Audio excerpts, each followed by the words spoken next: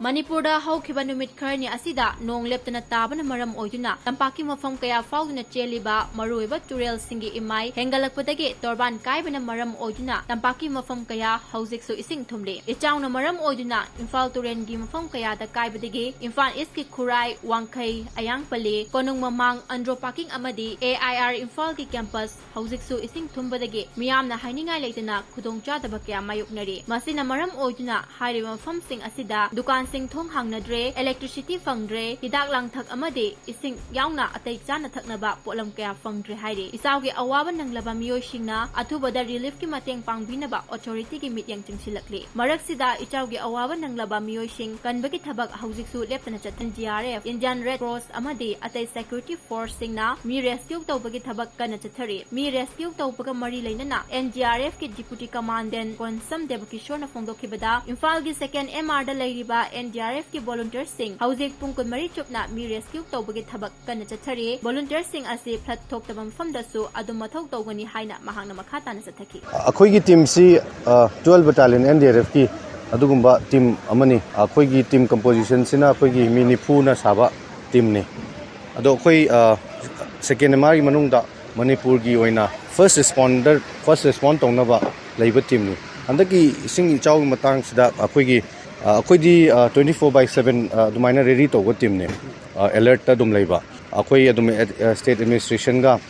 local administration ga dum akhoi gi tie up tongnaga karai da vulnerable point ta dumaina standard akhoi gi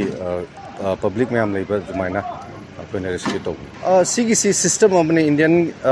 akhoi IRS aina akhoi gi evacuation plan da akhoi state ta SCOC na state emergency akhoi control room leiba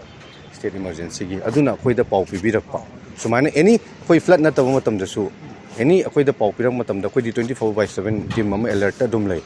aduga akhoi gi reaction time si hek pau phangbadai na akhoi na akhoi gi team se puraga tholokpada akhoi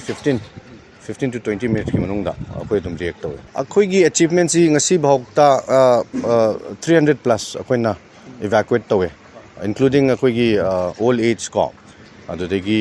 ana ek yaurok pai mung da hek sing isauna chausulak pagi thokpa ngamdaba adudagi pregnant ladies even akhoi gi yumda loiba nuksina loijaba akhoi gi sa nga bok ta akhoi na evacuate tawgi team si akhoi di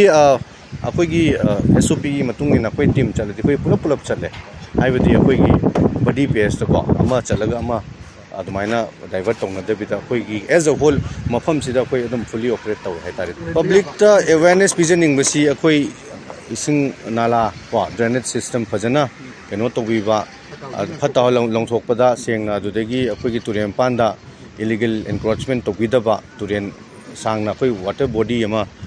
keno tobusu leijari water body su preserve tawda yam darka hoine akhoi Ndrf ki oina any operation da budi akhoi adum any kind of akhoi disaster lak matam da akhoi operation di adum di we are ready for any operations however akhoi gi training matam da akhoi isa su training tawje adubu akhoi na public training supi suppose CAP kaina akhoi program khalei community awareness program adi school chalaga akhoi na school safety program sida ngang natraga akhoi community sida akhoi na at the face of disaster lakpa matam da kamaina respond togani kamaina section tharang loguni haibigi matungina aduga loina na akhoi gi state ki SDRM amasung relief disaster moigi department leijabasi siga tie up tawga mock drills ma'am haibidi any disaster cholok kanda chaos hoktana ba adudagi akhoi coordination hengatna ba haibidi akhoi inthanda respond to biya damne medical team changakani engineering changakani fire service changakani state ki SDRF changakani police crowd maintain to with the police changakani adumaina coordination meeting tawraga akhoi gi mock drill patam gi na akhoi pangthuk se